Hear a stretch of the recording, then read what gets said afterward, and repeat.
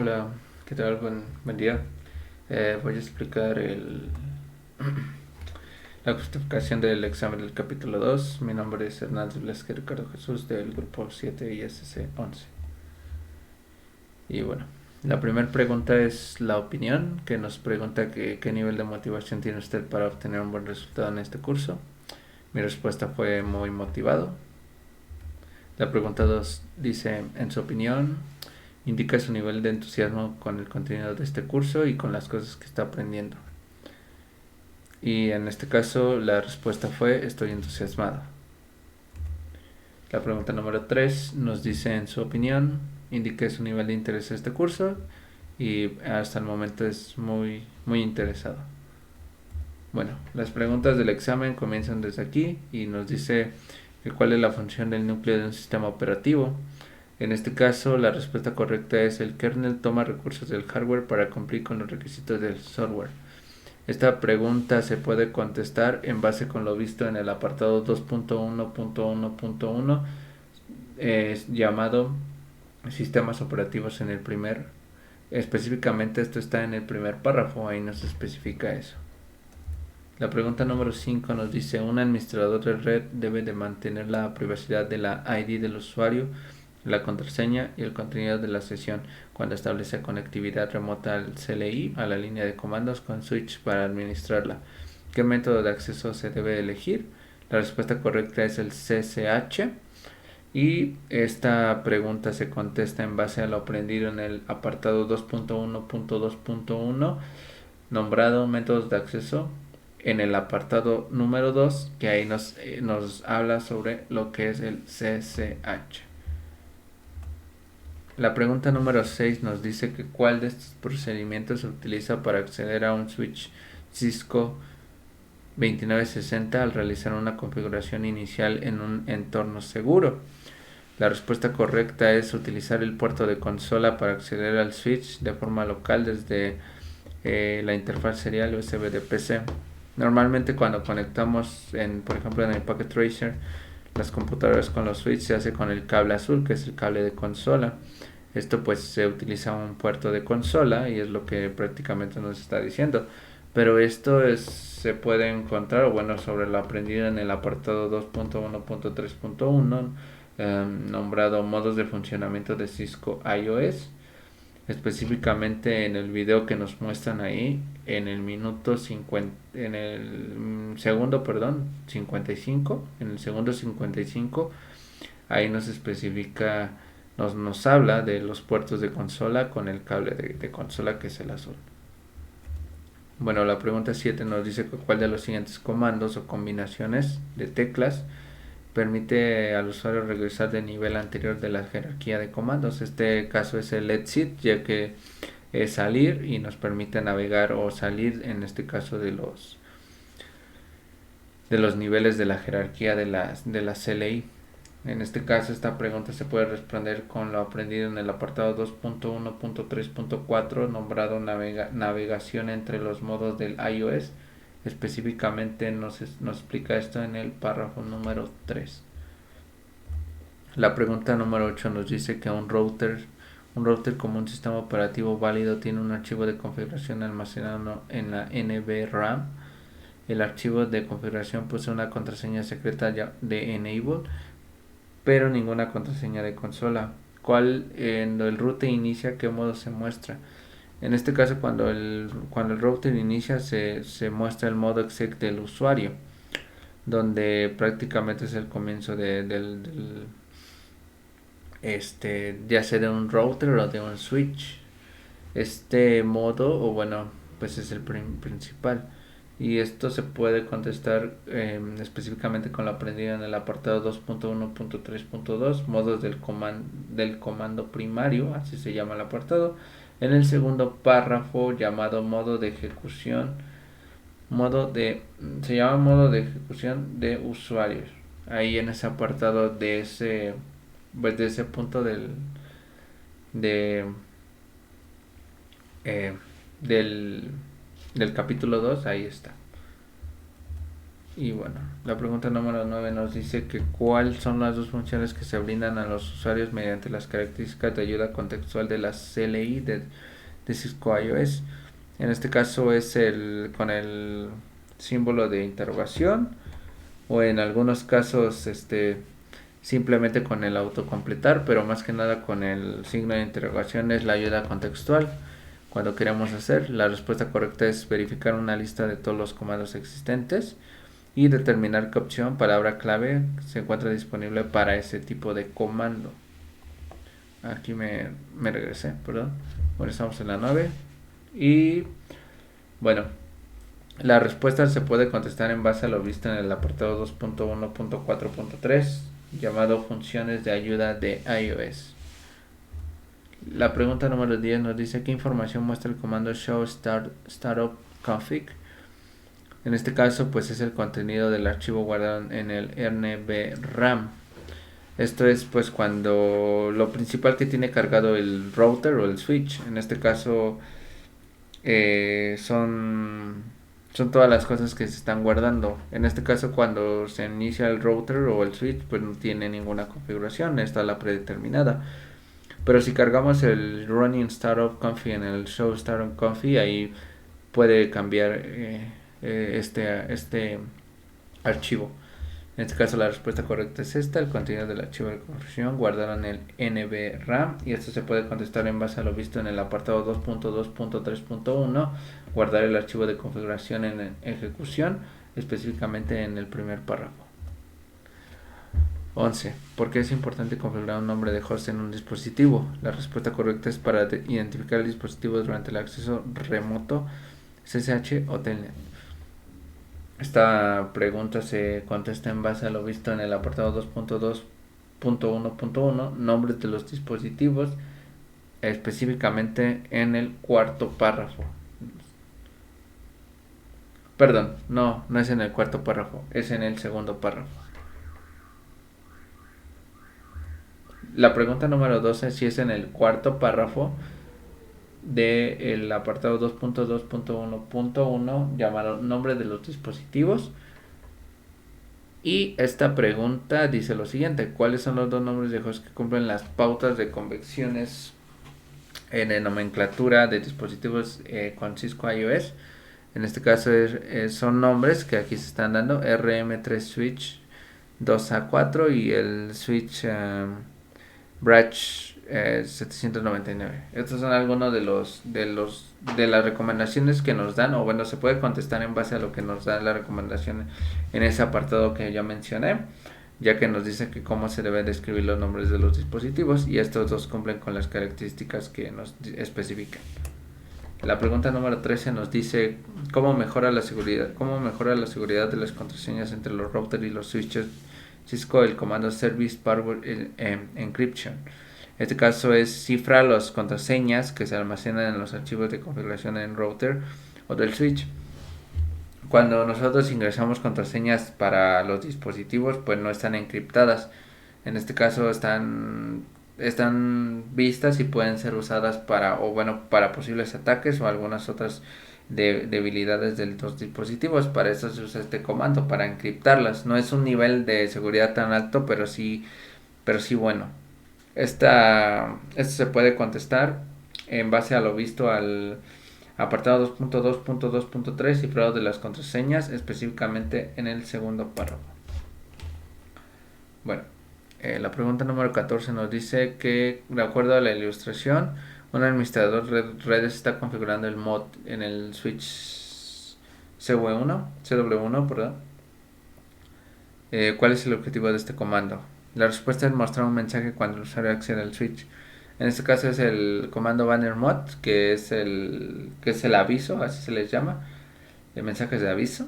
Y esto se puede contestar en base a lo visto en el apartado 2.2.2.4, mensajes de aviso. Específicamente en el párrafo 2 nos dice cómo usar este comando y lo podemos ver específicamente aquí. La pregunta número 15 nos dice que al intentar solucionar un problema de red, un técnico realizó varios cambios al archivo de configuración del router inicial. Los cambios no solucionaron el problema y no se guardaron. ¿Qué puede hacer el técnico para descartar los cambios y trabajar con el archivo del en la NVRAM? La respuesta correcta es emitir el comando reload sin guardar la configuración en ejecución. Esto significa que... Ay, se salió. Bueno, vamos a continuar. Nos quedamos en la pregunta número 16. Se salió de la pantalla grande. Ok, en la pregunta 16 nos dice que... no es cierto, estábamos en la 15. ¿Qué puede hacer el técnico para descartar esto? En este caso lo que puede hacer el técnico es con el comando reload, que nos dice esta respuesta, emitir el comando reload sin guardar las configuraciones en ejecución, que va a hacer que vuelva a cargar otra vez en este caso el dispositivo. Y la pregunta 15 se puede contestar en base a lo visto en el apartado 2.2.3.2 nombrado modificación de la configuración en ejecución, específicamente en los apartados 1 y 5.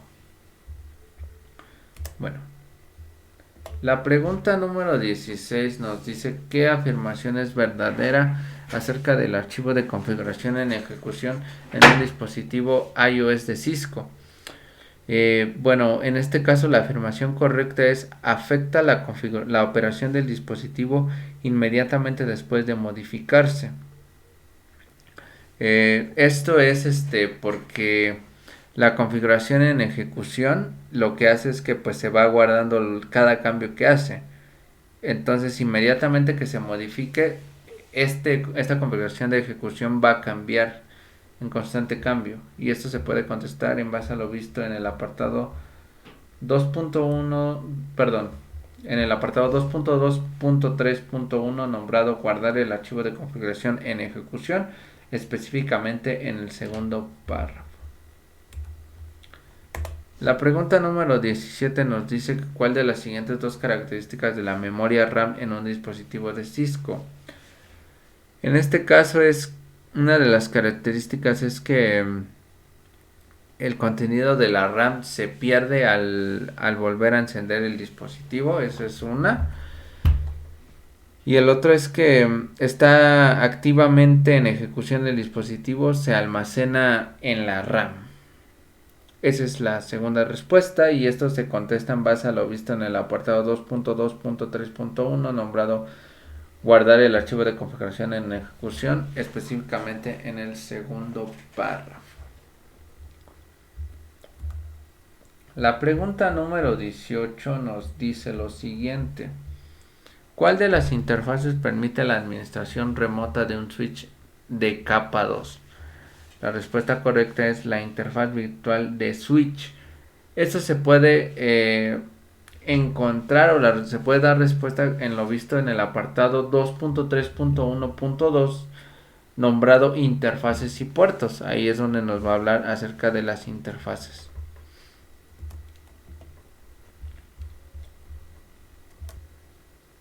Y bueno, vamos a continuar con la pregunta número 19, que nos dice cuál de las siguientes interfaces es la CBI predeterminada en un switch de Cisco. Es la VLAN 1. En este caso, esto se contesta en base a lo visto en el apartado 2.3.1.2, interfaces y puertos. Y bueno, en muchas de las prácticas de Packet Trace esto es lo que se configuró, la VLAN 1. Específicamente, pues con esto también se puede contestar esta pregunta. La pregunta número 20 nos dice ¿por qué un switch de capa 2 necesita una dirección IP? En este caso la respuesta correcta es para habilitar el switch de modo de que se administra de forma remota. En este caso todo dispositivo pues es necesario que tenga una dirección IP. En este caso para poder habilitarlo. Y esto se contesta en base a lo visto en el apartado 2.3.1.2 interfaces y puertos, igual en el apartado de la nota. Ahí es donde nos va a decir específicamente la respuesta a esta pregunta. En la pregunta número 21 nos dice lo siguiente. ¿Cuál de estos comandos se puede utilizar en un equipo Windows para ver la configuración de la IP de una PC o de esa PC? En este caso es el comando ipconfig, donde nos muestra acerca, bueno, donde nos habla un poco para poder contestar esta pregunta sobre el comando ipconfig. Es en el apartado número 2.3.3.1, verificación de la asignación de direcciones de la interfaz. Ahí nos va a decir esta respuesta en ese apartado. Y bueno, la pregunta número 22 nos dice que un técnico está agregando una nueva PC a una LAN, pero después de desempaquetar los componentes y realizar todas las conexiones, enciende la PC, perdón. Una vez cargado el sistema operativo, el técnico abre la navegación o el navegador y verifica que la PC tiene conexión a internet. Y nos dice que por qué pudo la PC conectarse a la red sin configuraciones adicionales. Y esto es porque la PC está preconfigurada para utilizar DHCP. Recordemos que lo que hace DHCP es asignación de direcciones o en este caso sí, asignación de direcciones IP a los dispositivos de forma aleatoria, pero también sin manera de configuraciones, o sea, lo hace automáticamente. Entonces, esto se puede contestar en base a lo visto en el apartado 2.3.2.2, configuración automática de direcciones IP para terminales. Ahí es donde nos habla del DHCP. La pregunta número 23 nos dice que intenta determinar un usuario el emitir un comando ping. En este caso, la respuesta correcta es que si hay conectividad con el dispositivo de destino. El comando ping es lo que hace, que nos dice si hay conectividad entre los dispositivos de una red. En este caso, el ping igual se usó mucho en las prácticas de Packet Tracer y pues prácticamente es para eso. Esto se puede contestar en base a lo visto en el apartado 2.3.3.2, prueba de conectividad completa.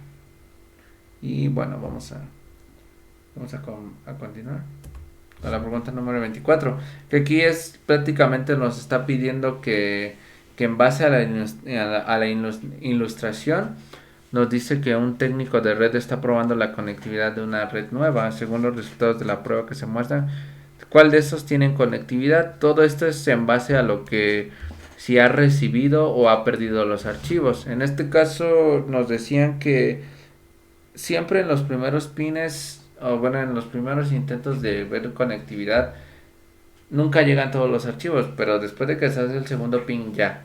En este caso, aunque pase esto, si marca que se recibieron la mayoría, hay conectividad entre dispositivos. Nada más es cuestión de fijarse en esto. Y prácticamente los que como nos pide seleccionar dos opciones, no tiene conectividad la PCC y sí tiene conectividad el switch 2. Esto se contestó de acuerdo a lo visto también aquí, por lo que decía anteriormente, y esto se contestó en base a lo visto con el apartado 2.3.3.2, prueba de conectividad completa. Y bueno, esto se hace de acuerdo al pin.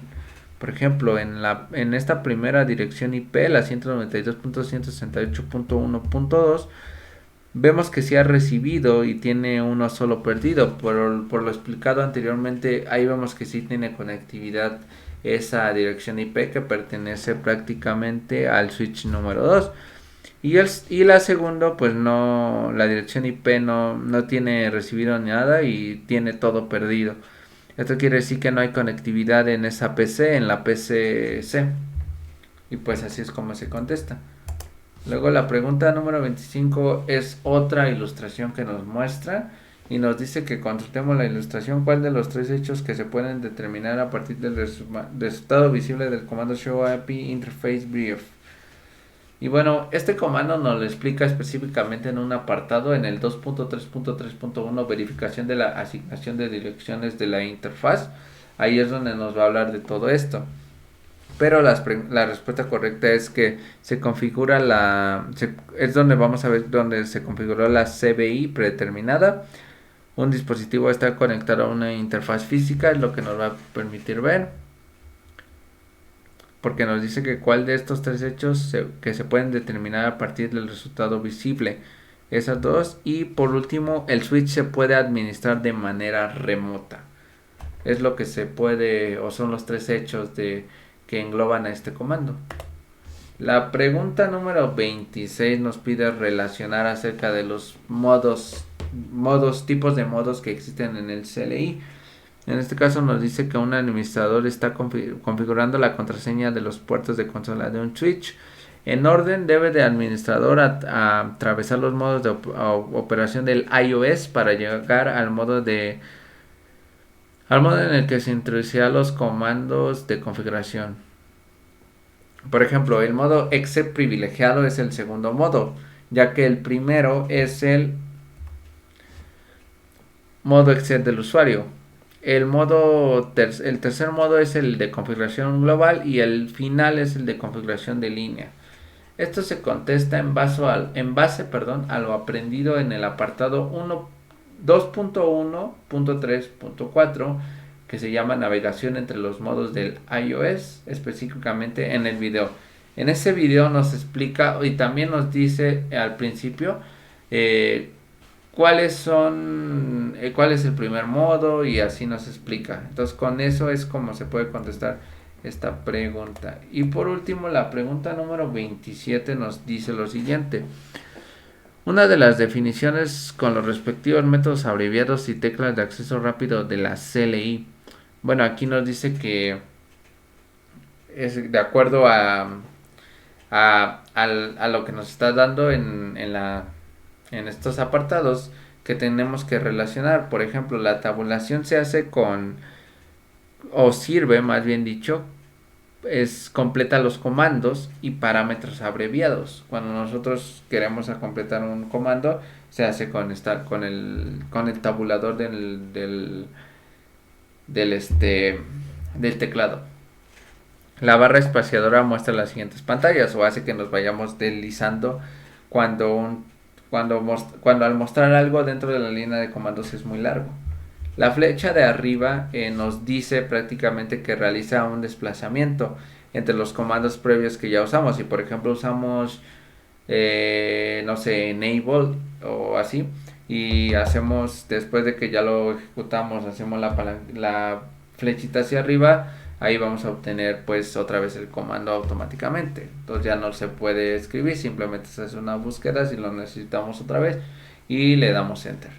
El signo de interrogación sirve para la ayuda contextual, por si no sabemos cómo se escribe algo o cómo se llama específicamente un comando. Y el control mayus, el 6, nos dice que es un atributo. No anula los comandos como trace y ping. O sea, estamos haciendo un ping dentro del command prompt y de repente no queremos que se haga, apretamos esta combinación de teclas y todo se parará, o bueno, se anulará. Esto se contesta en base a lo visto en el apartado 2.1.4.4, teclas de acceso rápido y de método abreviado. Específicamente en la tabla de la izquierda, ahí nos dice todos este tipo de rutas y de comandos, o bueno, de teclas que podemos utilizar para las diferentes acciones dentro del CLI. Y bueno, ese es el puntaje que se obtuvo en el examen y en la retroalimentación que nos da y la parte final de la retroalimentación. Y bueno, con esto concluyo la justificación de las preguntas del examen del capítulo número 2. De mi parte sería todo, nos vemos.